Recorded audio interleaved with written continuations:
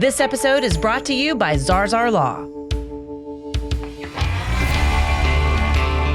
I'm investigative journalist Molly Barrows.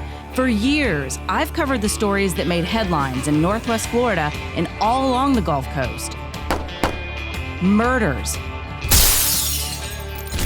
missing persons, and mysteries of all kinds. These cases are far from over for many victims because the full story has yet to surface. Join me for Gulf Coast Confidential, where I dive into the saltier side of the South and expose the lies, greed, and corruption that often weighs down the truth. It's time to turn the tide and get a shot at justice. Hey, y'all, and welcome to the Gulf Coast Confidential podcast. I'm Molly. Hi, I'm Pam. And if you haven't already, we would love it if you would please like and subscribe. And of course, we would love to hear from you as well. Leave a comment or a suggestion about a case. Today, we have a doozy that is a homegrown Gulf Coast murder case, and it has resulted in just what I would describe as just a travesty of justice, essentially. It's just evil on top of evil on top of evil. I know. And so we're going to dive into this. The episode is called Justice Cut Short for Torrey King After Convicted Killer Set to Go Free. Now, this happened in 1994. 18-year-old Torrey King was killed in what detectives then described as one of the worst murder cases they had ever seen. The Panama City teen was shot more than a dozen times the day after Christmas.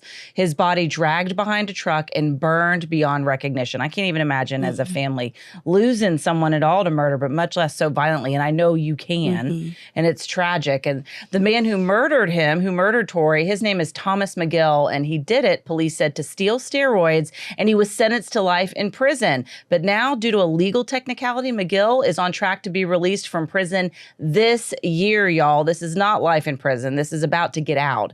And Torrey's family is devastated by what they say is a massive failure of justice. Torrey King's brother and his sister-in-law, Ty and Melissa King, are joining us for this episode of Gulf Coast Confidential to talk about the case. And we're looking forward to hearing from them about just their efforts to fight his release from prison and some of the obstacles that they're up against. But first, we do want to mention that this week, Pam's nephew, Brandon Adelot, has a court hearing to give the court an update on his mental health progress. This is something, as we've talked about many times, that happens every 6 months since he was found not guilty by reason of insanity for the brutal homicide of his mother in 2016, your sister, Sharon Adelot, and that happened on Christmas Eve of 2013 when she was killed. He was found not guilty by reason of insanity in 2016, and every 6 months you guys have to relive it. And he's not even where he needs to be either, in your opinion. He was in a secure facility at Florida State Hospital for the criminally insane. Now he's in a group home, and they want to release him and have him in another step-down, less secure facility. Right. It seems. Right. Well, I was reading Ty and Melissa's family story here, and it is a lot like my family. My sister was murdered on the day before Christmas. Their family members murdered the day after Christmas. So heinous, such evil in these young minds. These are people that did this in a charmed life. So these MFers have been somewhere, in their case, 32 years, in our case, 12 years, with this bizarro thinking. And as I was reading and studying this, it triggered me. I know they don't say that word, but it triggered me because we are walking the same path. They've been doing it for 32 years. I've been truth-telling, raising Helen for a long time. Yes. And so the main thing to do is get the story out there. But right now, I'm not even right as a person right now because I'll show you this. I bring this up every time because we never been through a murder before. Nobody's ever killed anybody that I know. And in the eyes of the law, for those who've been following the story, he's technically not a murderer because he was found not guilty by reason of insanity, but it is a homicide because she didn't die by natural causes. Well, he's a killer in the eyes of the law. He admitted to it just like this Tom guy did. So this is what Eddens, the state attorney, told my family and everybody in the state of Florida. Eddens there. Adelot will never get out. Like I said, I've never dealt with this before. They've never dealt with this kind of stuff, murder stuff. So I believe this state attorney that told me this. Now the rules, they move the goalpost and things change. This is not muckety-muck people want to relive. They've relived it, like I said, 32 years. We relived it 12. And every 6 months I have to go up there and go, please, please, please, don't let the person that beat my sister with a baseball bat, past recognition, stabbed her, slit her throat, left knives in her eyes and carried on like that, spat upon her and kicked her and left her there unrecognizable as a woman. Only can recognize her from her hands down, her beautiful hands. And so this is what they are having to deal with too. Bring this back up. Why are we having to tell people with good sense I don't call it the justice system because it is not just. It is just the system. That is for sure. I call it the legal system. And it's a hot mess. But what happens is you feel like you're always having to beg and that your rights are null and void, that everybody's afraid of this person, whether you want to call them murderer, killer, my sister was killed. SOB. Right. Yeah, I got all kinds of things. My sister was killed. He admitted to it, even told us how he did it, told us what her last words were. Her last words were help, and those are my current words. Help my family. I know. And that's what we want to do with the King family, too, and get the word out about what is happening with Thomas McGill, because it's a brutal crime that happened to Torrey as well. It was premeditated. It was well thought out. He basically testified, Thomas McGill, at his trial, that he was disappointed, I guess, that he didn't get him killed on Christmas Day, or he'd wanted to do it by Christmas Day, and he did it the day after. So anyway, but let's go ahead and jump in and talk to Ty and Melissa. They're so kind to join us today and fill us in on what's going on. But, you're absolutely right. It's just stinks that we don't have any rights, and the criminals who did this have all the rights. Everything protects them. Any change, anything, but it benefits them. What kills me the most is they have hope. We don't have hope. Oh, no. We do. Only thing we can have is have faith that maybe we get to talk to them one day through heaven. But besides that, we don't have hope that we will never see them physically again. Like they have hope that they're going to be out. Right. I mean, that's what hurts the most as far as. And the only little piece you had was that they'd never see you out and about or their family out and about, that they'd be stuck there because, 3 separate cases, that was a sentencing. First case, life in prison. Second appeal, it had to be dropped to 50 years because the Supreme Court, juvenile mind not. A 5-year-old knows not to shoot something 13 times, drag it, and burn a body. So mind out of there. But 50 years, you can still live with that because, at least he'll be so old he won't have a quality of life when he gets out. Third judge, third appeal, upholds the same 50 years. He well thought out, showed no remorse, had 7 disciplinary actions. No game time. No game time, no parole, just 50 years. This is what you get. And then one judge overturned it because they fought for a loophole for the prisoner. Basically a technicality that when it started off when he was in prison, of course, we've never been there, so I guess they get a statement, I'm going to call it, monthly. So since they put game time on his statement, so that gave him false hope. And then when they changed it to 50 years and took life off the sentence, and that opened him up to sue Department of Corrections, and the judge gave him 4,000 and something days free. So he's got, for all the years he served, he gets 240 days a year free is what they gave him. That's unbelievable. And now this ain't nobody who shot me and robbed my gold necklace and shot me 3 times or shot my brother. I mean, premeditated, did this heinous crime. I mean, horrible, as bad as it gets. And then our justice system has failed us 3, and both of our people are out. I mean, that's bull crap. I mean, to be nice. I mean, so where's our day? Well, I mean, and then I asked him, does that mean his game time would start in 2017 when his 50-year sentence started? Because you cannot get game time if you're in there for life. And they said no. It goes back to because his new sentencing becomes his original sentencing. No, his original sentencing was his original sentencing. So, but they said no, it goes all the way back to 1994. So. You put all the way back to every day. So he got 4,000. So basically, he'll be out in about 70 days. Golly, that is mid-April. He's getting 20 days every single 20 days month. per month. Yeah. And we have yet to be notified still to this day. We have not received an email. We have not received a letter in the mail. We have not received a phone call. We haven't received any notification that he is being released. Nothing from the Bay County. We only know this because we found out on our own because somebody came into our place of business and told us, hey, he's getting out soon. Then we started checking into it.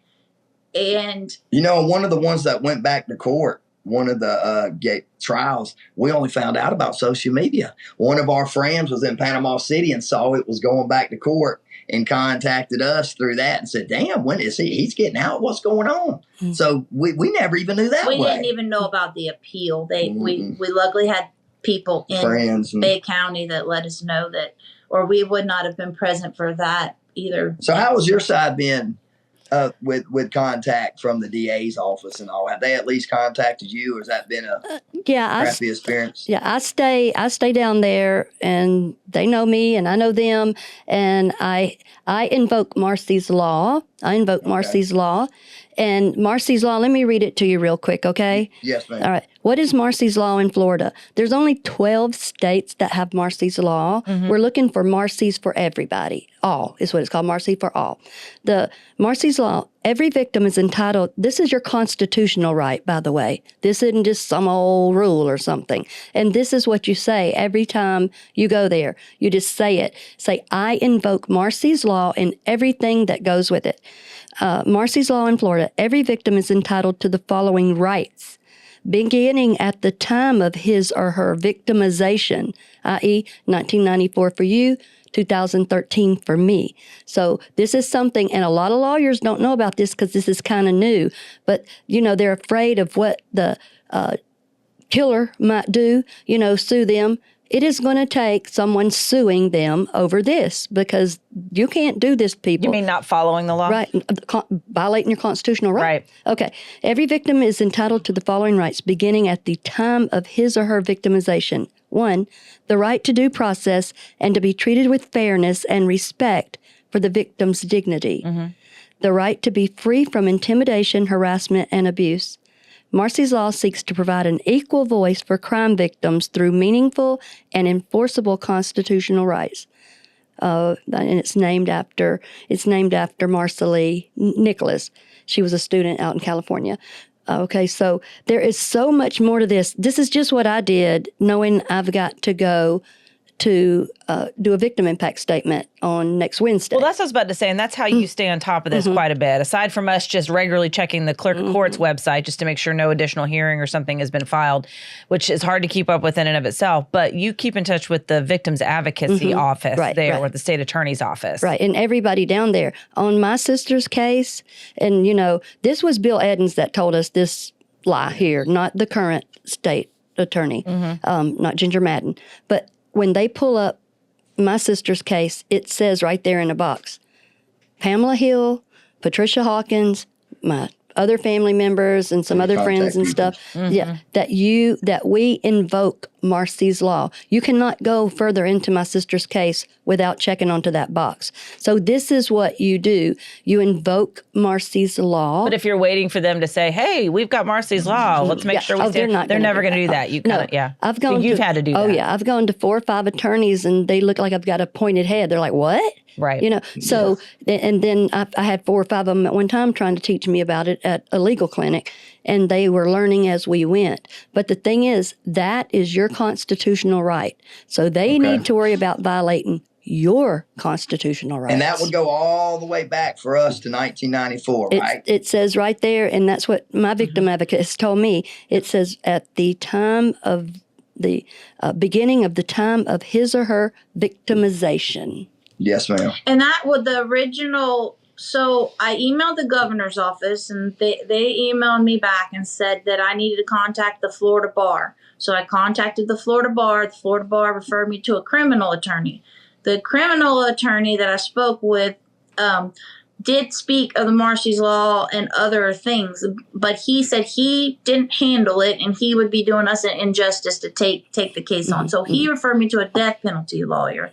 Death penalty lawyer referred me to a civil lawyer. Civil lawyer referred me to a family law. Family law referred me to the victim's rights, about the victims bar. So I have sent the victims bar 6 emails and I have not received one response, not one. Right. I did speak to a lady on the phone and she said, this is just unbelievable. You definitely have a case. There's definitely rights for you. Go do the form. I did the form. I didn't hear anything. So I sent emails to the Solicitor General. We did hear back from them this last week, and we set up an appointment and spoke with them over conference call. And they basically told us that we fell through the cracks.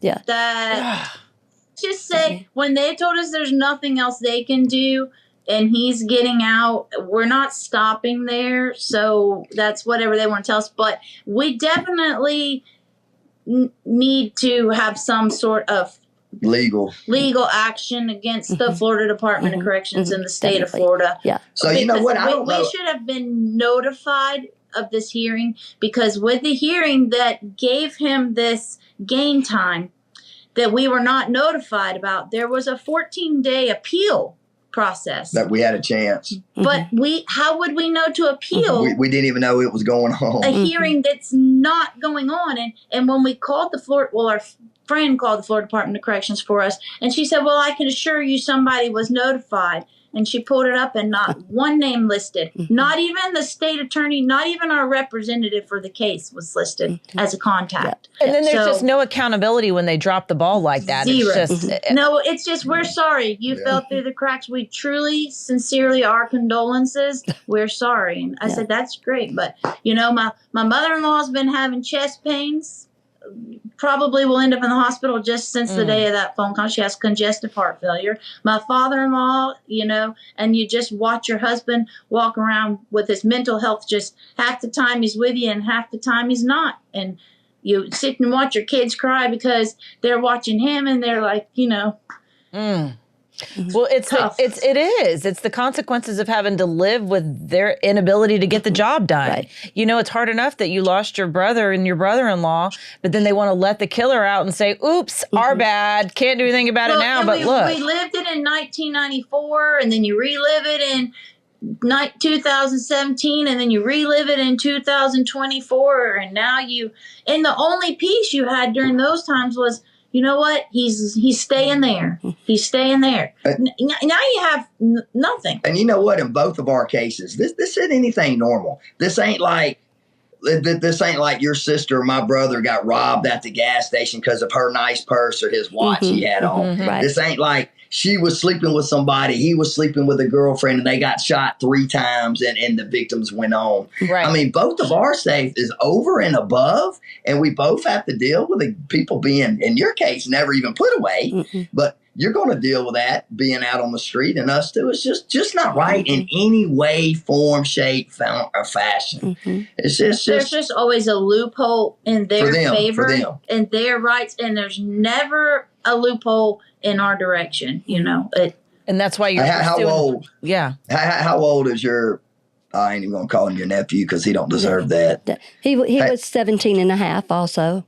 Oh, wow. Just like Ari, right, 17 and a half. Right. So that's what I'm saying is that, and by the way, Marcy's is spelled M-A-R-S-Y, Marcy's That's Law. Okay. Yeah, Thank look you. it up. And I'm not a believer in there's nothing you can do, because I will raise hell until you give me as much attention as you do evil killer. So I would let them know. Find me somebody. Morgan & Morgan's got thousands of attorneys. Find me somebody that knows how to do Marcy's Law. They might have saw. They might have saw something that you released might have went to them, because they actually reached out to us. Oh, wow. And we did not reach out to them. Okay. So they're reaching out to us. So that's good. That's good. Yeah. My buddy down in Miami, actually, something came across his deal that from you as far as that he saw. So I don't know if he belongs to some type of a group or something. You know what I mean? Yeah, no, I love that, because, there are people that do care about justice. Just reaching out to people. Well, we just need any attorney who is willing to go against not the state. Scared to go against the state and scared, to help the victim with our rights, Because look, we've had 25 of them tell us no.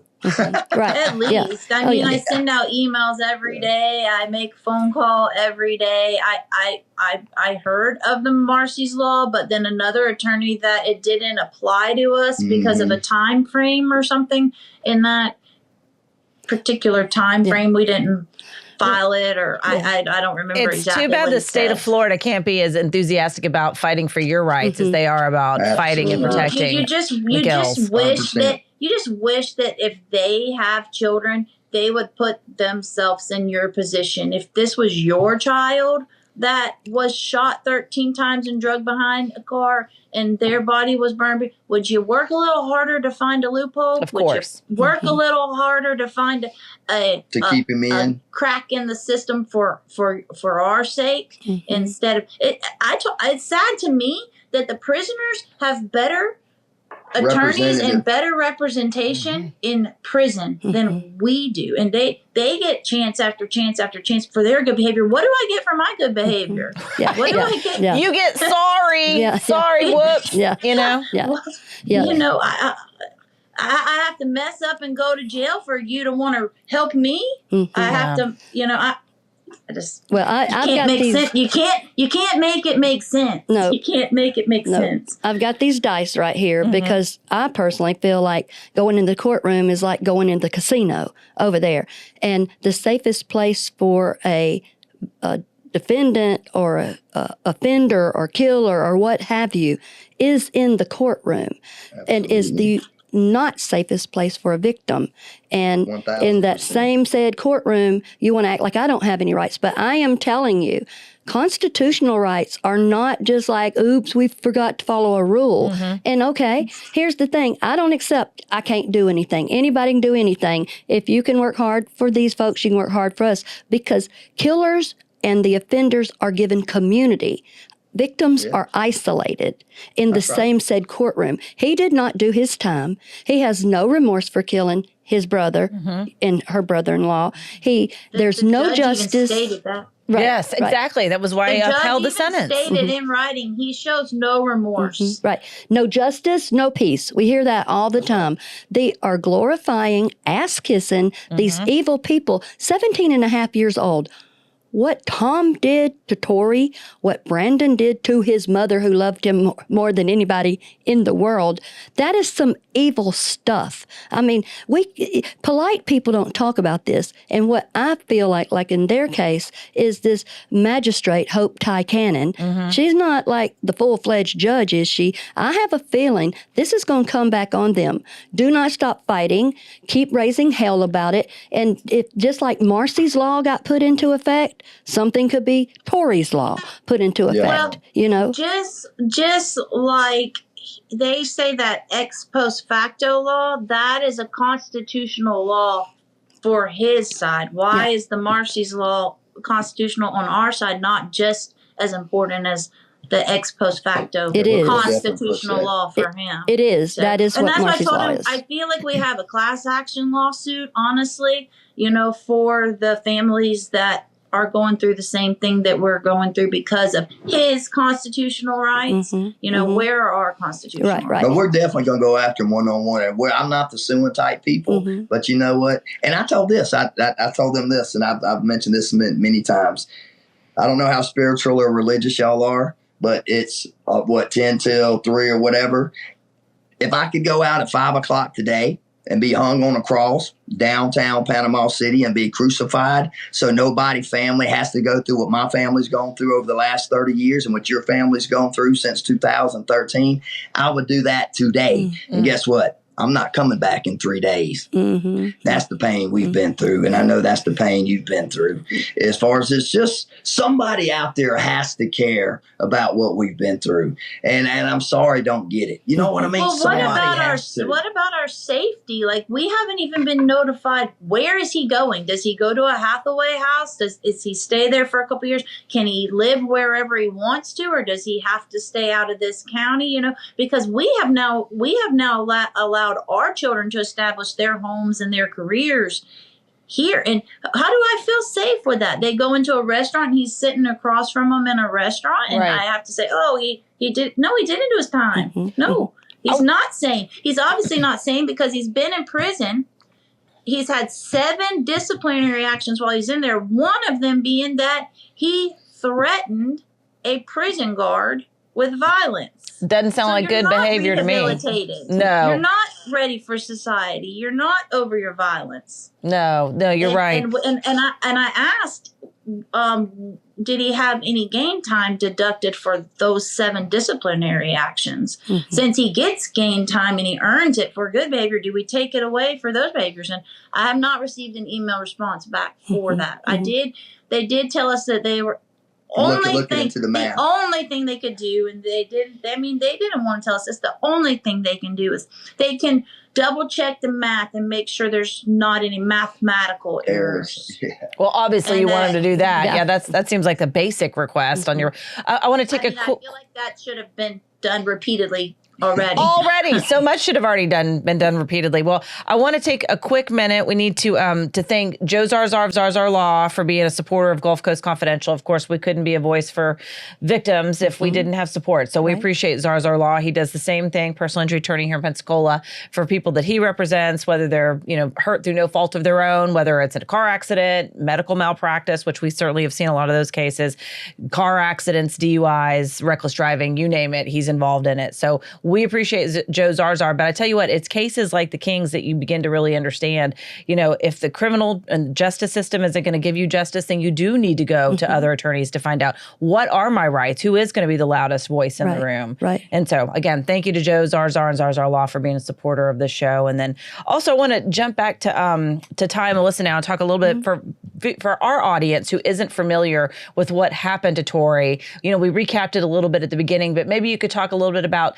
just who he was. This all happened in the Panama City area. For folks who listen to our show regularly, they know we're in Pensacola, which is Northwest Florida, the tip, of Northwest Florida before you're into Alabama. But Panama City is about a couple of hours to our, I'm not good with directions, right? I know, to the east. So at any rate, and I love Panama City. I know you vacationed there I love it. for years when you were a kid growing up in Birmingham. And so that's where the King family's from. And Torrey went to, and so did Thomas. They went to Mosley High School. They played football together. They were students together. Like, what in the world would drive a 17-year-old to ruin your brother's life and to throw away his life on some BS like stealing steroids?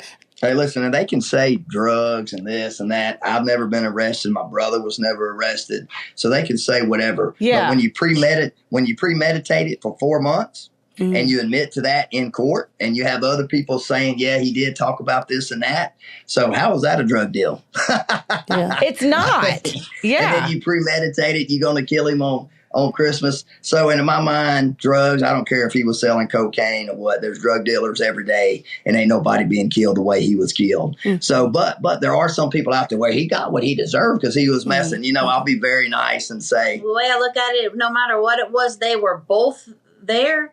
And one doesn't get to continue his life, and this one does. And they were, if that's what you want to call it, doing the same thing. So the consequence should be the same. Yep. Hey, go up and pull Torrey's transcripts. He was an AB student. I mean, we were liked by whites, blacks, Asians, Chinese, everybody. As far as when we had parties, every school came, Bay High, Mosley, Rutherford. So well-liked people. We didn't discriminate against anybody. Gave everybody a fair shake as far as, we just got killed, like you said, by evilness. It was just somebody played God that day. They planned it out, and Satan won that day as far as, and it just sucks. I mean, it's kills me that I have 4 daughters. And now a blessing to that is what I was going to say is, luckily for me and my family, we are so close that none of them were lucky enough to meet him physically, but all 4 know him emotionally. They love him. We celebrate his life, no birthdays, Christmases, and everything. We talk to the stars, and that's and you know what? I couldn't have created a better wife on the computer. She has stood by me for 30 years. I mean, my family's been a hell of a roller coaster as far as ups and downs, and when I get down, I tend to take it out on my loved ones, unfortunately, as far as, but she has stood through me through thick and thin, and there's nothing I can say, but the only thing. The problem is right now that it's affecting him so bad that it's almost like he has Alzheimer's going on. So me and my daughter will just look at each other like every other day, like, what is going on here? To the point that I've talked about it, I guess, so much my phone picked it up. And so the other day it popped up on my phone and it said that severe stress can cause somebody complete memory loss. And that is what I am dealing with. And it's hard to just stay strong through, because you just keep fighting, because there has to be somebody out there that can do something. It doesn't make sense that you can. What are we teaching our kids? That you can do this to anything, anybody, anything, and you still get out and live a normal life. I know. Well, I love that you brought up the family part. Why would we not have repeat offenders with juveniles? Why would we not? Hey, I can do this, and all I got to do is serve about 10 years, and then I'm out. And Yeah, I don't have to deal, just like we just had that happen in Pensacola with that little girl. I know, Danica Troy. Burned her, shot her, and burned her, and watch. You want to be able to tell their family, don't worry, they're going to go away for life. No, I can't tell you that. The consequence is a slap on the wrist. You know what kills me? I'm 53 years old, and I look at this dude's 49 years old, about to get out. He looks 39 years old. Prison's a effing joke. I mean, this dude ain't done no hard time. He ain't got no stress. I mean, he's had 3 meals. Many wrinkles. Yeah. He ain't even got no damn gray hair, and he's gonna get out at 49 years old and be able to live a life. There's people get remarried 50 plus. There's people today have kids at 50, and that sucks. My brother wasn't allowed to do that, and that's just that's the pain all over again, because he gets to live a normal life, because our system failed us, period. Yeah. There's nothing DeSantis can tell me. There's nothing President Trump can tell me. And even at that, our court, our judges in the court system did not fail us. They gave him maximum they could give him.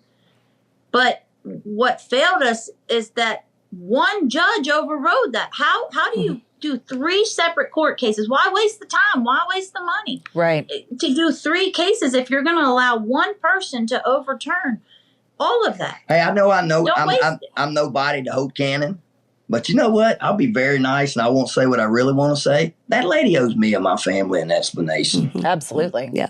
If Well, nothing that's else, what you hold on to. if nothing else, this right here over this, because she don't want to sit down with me, I'm sure, but at least this over here, and tell me why she did what she did to my family. Did you not see what this guy did? I mean, she ain't no way in hell this bitch can tell me she did the case and looked at what he did. Because let me tell you what I did when I was in court, and the last judge was there, and she said, look at me, I'm the one who need to hear it. So I had her close her eyes. I told the story. Then I got her to open her eyes and act like that's my son. Yes, that lady, that judge did not give me that opportunity. Ain't no way. If so, she's cold to let this dude out. You know what I mean? Yeah. And for those folks, wow, Hope Cannon owes us something. She does. And for those folks who aren't familiar, basically, United States Magistrate Judge Hope Ty Cannon agreed that gain time should be applied to his 50-year sentence, and that decision basically upped his release. And so he's right now scheduled by Florida Department of Corrections to get out in August of this year. But as the Kings were telling us, he's gaining gain time every month, 20 days. And so right now he's tracking to be out by mid-April. Right. And it's so offensive. And how can you not take it personally? She can look at the case law. She can apply it how she wants to. We have to be notified of that release date or any plans after that release So date. what stinks, when we get in front of a jury, the American way, go in front of our peers, our people, our community in Bay County, you know what? They gave the dude life. They gave him plus 13 years because he had my brother's necklace. They could say whatever, but he had my brother's gold necklace. So he had that plus that, no gain time plus a breath. And then, so he went from life to 50 to going to be out in 29 years. I mean, wow. I mean, just because of Hope Cannon. Well, yeah, they almost did everything but apologize to him for putting him in prison at all, really. You know? Yeah, absolutely. Yeah. Well, let's think about this for a minute. All right. Like I said, I'm getting hung up on the word magistrate. Okay. I looked it up. A magistrate usually does admin things, civil things, warrants, this, that, and the other. And I studied up on this lady because, like I told you before we started, I was like, that bothered me because it is like like they said, like Todd said, somebody, I say that all the time. Somebody got up today and said, I'm going to kill me somebody. Right. And they don't get to breathe anymore, but right, I do. Right. And so the thing is, I'm not kidding you. Hang your hat on Marcy's Law. Stay as calm as you can. Send everything in writing. Every time, invoke Marcy's Law and say, I am invoking Marcy's Law and everything that entails. And the magistrate I've gotten so frustrated with this before. I have been told by attorneys the only thing that's going to rattle these folks and get them kind of in line is for them to have a lawsuit. Because who in the world thinks that... I'm scared to death about going on Wednesday doing this because it's just a matter of time. They want to let him out. The system is privatized. It's about money. Mm-hmm. It's a corporation. These people are not doing wonderful things. 4,000. They're not setting the mental health world on fire. That's for sure. Well, they're like, are you taking your Benadryl and your antipsychotics? Well, then go on, get out in the community. Right, exactly. Well, we've heard that. Well, 4,000 days is 11 years. Think about that. And so what they say, I'm like, why do you give these MFers gain time? And so I looked it up. Said, for satisfactory prisoner behavior, for incentive to participate and be productive, and a reward for outstanding deeds and services. What a carrot. Where's our carrot? Like Ty said, my career has gone to hell, my mental health, everything. And people are like, how do you survive? The lady that I was on December 24th, 2013, she's dead too. She didn't make it. This is the new lady, a lady I don't even know. That's the new them, 32 years old. I'm 12. But we're having to fight and carry on like that. So, but what we have to do is stay as calm as we can and send things in writing, invoking Marcy's Law and everything that goes with it.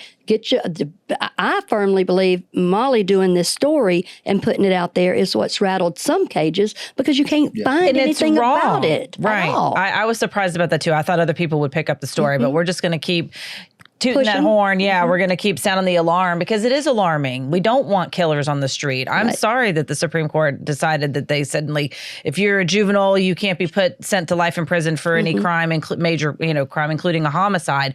I disagree with that, but that's the decision they made. But that, Hope Cannon did not have to apply that gain time. No. That was a subjective decision. Even though they're going back now and they're saying, oh, we've gone to the Supreme Court, now no other families will deal with this. It doesn't change what's going on with your family. It doesn't change the fact that, just like what y'all talked about earlier, that's the unseen consequence. And that's why Marcy's Law exists. It is to show that level of respect and to recognize that this is devastating to families. Right. And the other thing that I thought about with this, Ty and Melissa, at first, my family's a little Southern family. We don't talk about prison and murder and stuff like that. Well, I'll be damned. I got a murderer and somebody murdered in my family. The sweetest girl in the world was murdered by a boy with a charmed life who loved his mother in some effed up way. And we know that goes back to the dad, but because he heard voices, his dad's voice, all this kind of stuff. But we had to wait on him to establish competency, which took 3 years. Okay. So we've got that, but we did not speak of these things. I didn't even know how to use Facebook. You know that. I do know that. I know now, don't I? But you're on fire about Facebook now. Girl, but anyway, that I didn't speak about it. But what people need to hear is he took my brother, went out in the mud, got my brother Planned out, it. beat him with a damn shovel, hit his body, put him back in there, put him on fire. You stabbed my sister the minute she opened the door. You slit her throat and you giggled and you laughed and you went in your room and got the $300 bat to beat the hell out of her with. Got fresh knives out of the kitchen. Size 15 van she spent $300 on for you. And you did all that. But unless we tell people this story just like that and then some, the truth, they don't get it. They're like, well, maybe Brandon just kind of, maybe he didn't like his mama disciplining him, or maybe that boy, he was on steroids. I don't give a damn if he was on steroids. A lot of people don't want to hear it. I don't care. A lot of people don't want to hear it. Well, I'm like do. you. It needs to be told because, we ain't done nothing. We ain't hit nothing, but you dang right. On December the 26th, 1994, my life changed because I was a loving, caring, passionate person. And you know what? I hate it, but when somebody's grandma dies at 60 years old because of lung cancer, you know what? Yeah, my brother lived to be 18 years old. She lived to be 60. It makes you a cold person, and that's not me. Yeah, that's not who I am. Yeah. It sucks. We've been dealt, me, my family, your family, been dealt a very shitty deck of cards. But you know what? I've got upset a little bit in here, whatever. Right. But, you know, in court and all that, said right there, because I was told not to say nothing. Nobody wants to say blah, blah, blah, blah. But, you know, looking back today, only thing I would have done different, I'd have had 100,000 people outside that courtroom when we did the appeal, because I could have done that in Bay County, Florida. Absolutely. Instead of sitting there being quiet, I would have done that. I mean, you got to shake the bushes somewhere. As far as I think the only way you get anything done is you'll have to sue them for your rights, for our rights. Yeah, and that's okay too. We can do that because that's how Marcy's Law got started. And God has promised us beauty for ashes, and that is not discounting either one of his brother, my sister. You know, that is not discounting that. That is the only way that I got up off the ground. I fell to my knees while I'm outside my sister's door, seeing the little Santa Claus right there, and more lights, and you know, not Christmas lights, red and blue, running toward the door, bruised from my neck down to my knees from trying to fight every deputy there because I want to go hold my sister. She's by herself. Praise God, I got to meet Patrick because you arranged for that. Yes. The man that was with my sister that treated her as a human, that knelt beside her. He was the first law enforcement officer on the scene. Yeah. So what we have to do is keep doing this. I'm so happy you've got Morgan and Morgan with thousands of attorneys and stuff. And just tell them what you need. And you know how I am. I'm a pharmacist, so if you don't document it, it didn't happen. Right. And they say they're for the people, and that's been my experience in watching them. Yep. Just keep on. Ask for the person that specializes in Marcy's Law. If they don't, what I've learned is I've had to make myself the specialist in a lot of things. You know. Well, Melissa sure has. I tell you what, listening to her. You learn more than you want to know. Yeah, but you're on it. And I do think it's impressive. The first time we sat down and talked about this situation, I did thank Ty when I was listening to Melissa. I was like, dang, you got lucky, son. Like she's done her homework. I mean, y'all are both great together, obviously. And it makes me feel good that you have each other. But I get it. It almost adds to your pain because you do have to be. You guys are business owners. You moved to Pensacola because this whole trial turned your life upside down. You still have family in Panama City. We were told we had to move. For our safety, we needed to leave Bay County, and we both lived here. I mean, I've lived here all my life, and we left. Like we've done everything we have been asked to do. Let the state handle it. Sit back and don't show yourself. And move for your safety. Don't contact anybody. Don't stalk anything. We trusted the state, and that's just what it has got us. So I'm done trusting the state. That ended. I don't blame you. I did want you to share that story because that stuck out to me too. I mean, again, you lost your brother in this brutal, horrible way. It upended your family. Your parents will never be the same either, and that breaks my heart too. And then you have to move and uproot and live your life all the, basically 2 counties over, or 3 counties. I'm not good at math. A long way away. That way. But at any rate, you've had to rebuild your life, and I did want you to share a little bit about that. Like, why should you be punished for having feelings? Why should you be punished for not liking what he did? We've sacrificed after our loss. I mean, we've sacrificed everything just to do right by the system and all that. And look, it's come back to bite us again. How has your family held up? Has your close family, has it caused any problems between cousins and sisters and aunts and all that? Because it happens a lot statistically. Yeah. My sister's ex-husband has estranged, my sister had a 10-year-old daughter at the time. I haven't seen her except 1 or 2 times in this past 13 years.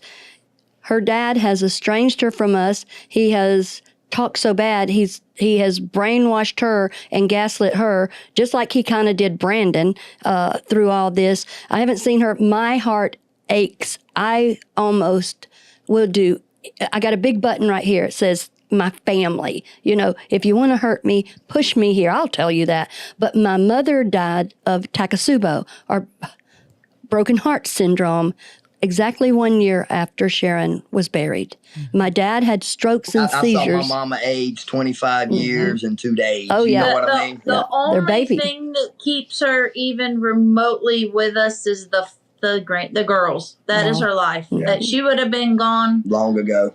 immediately had we not had our first one. Started Probably having that kids just really she quick. just has found her outlet in them, and that's their outlet too. So that's really the only thing that keeps her going, and the piece that he was not getting out. So who knows now, because she didn't come with us this weekend because she's deciding if she's going to the hospital or not. Let's just say that. Bless her little heart.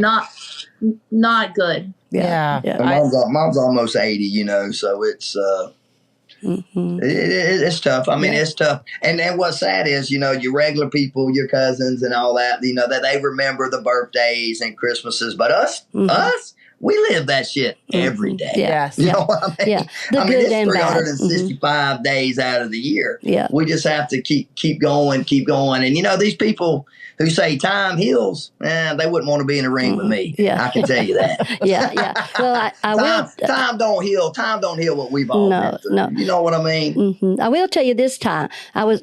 Molly knows that we do this podcast for people like you and people like me.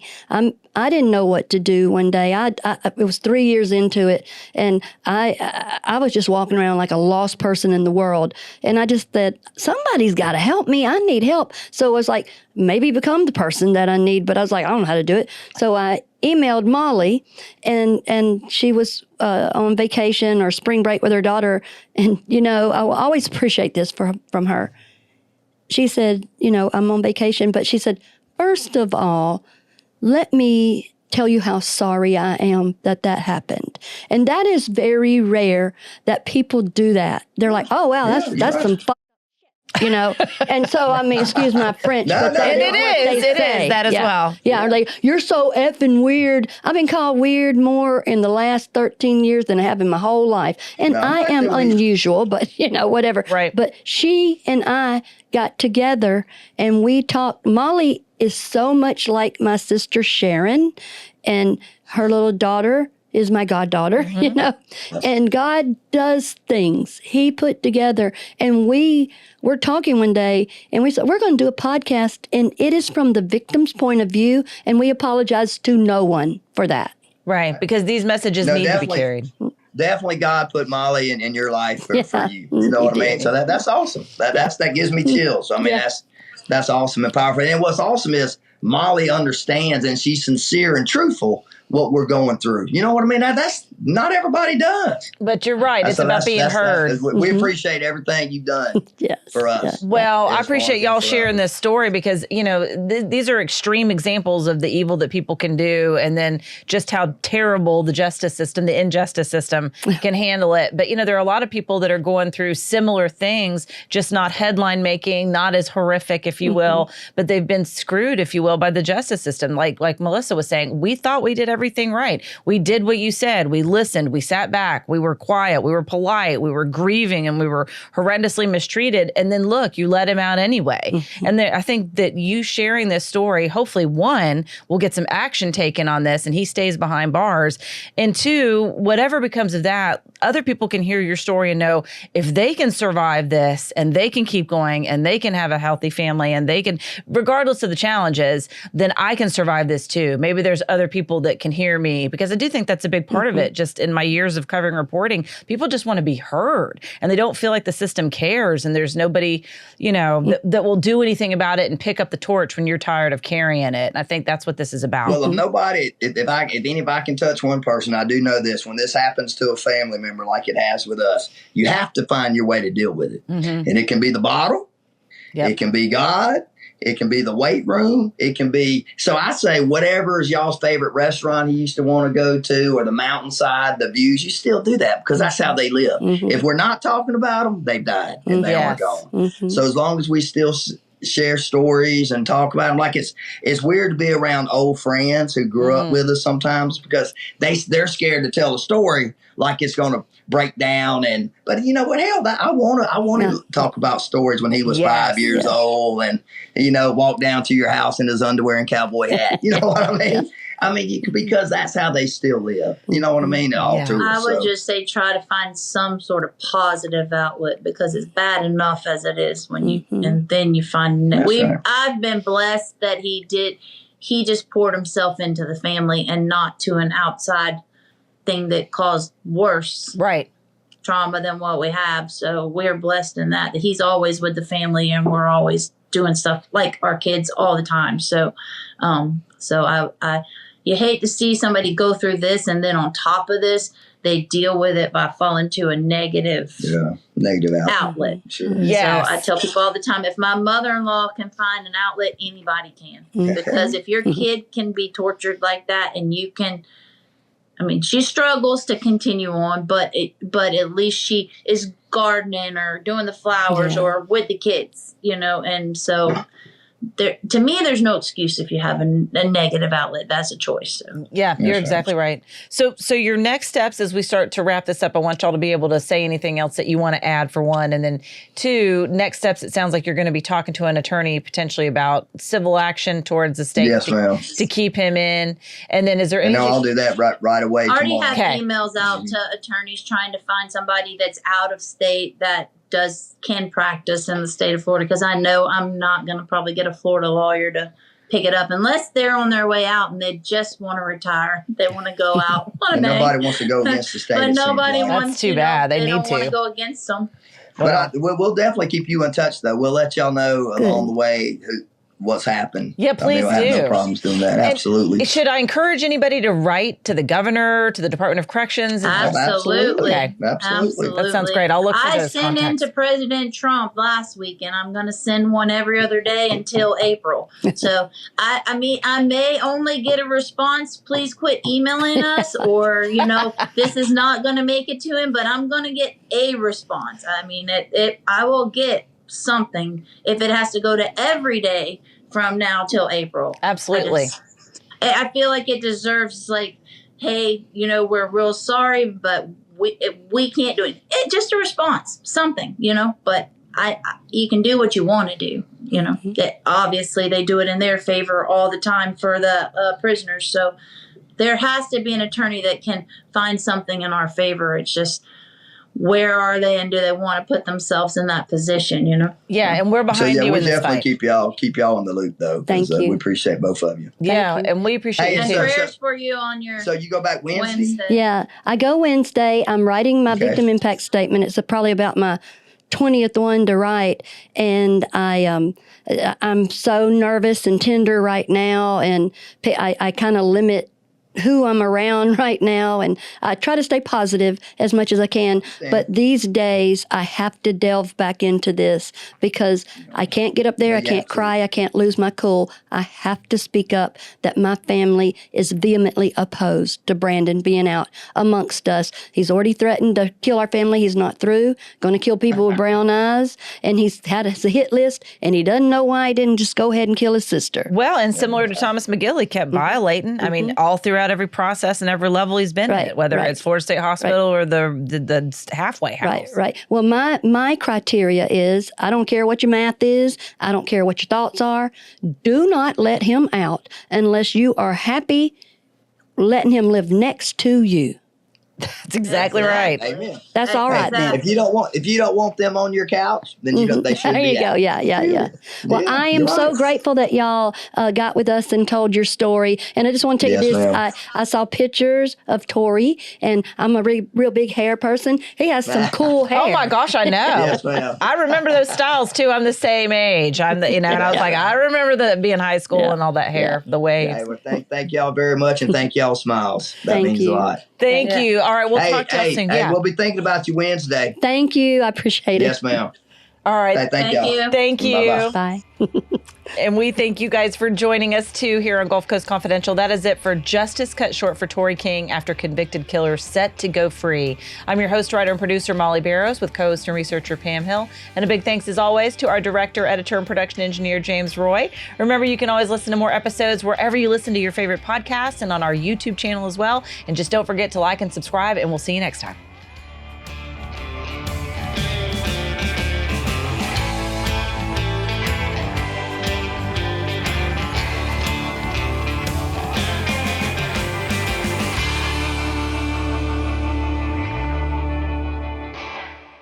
This episode is brought to you by Zarzar Law.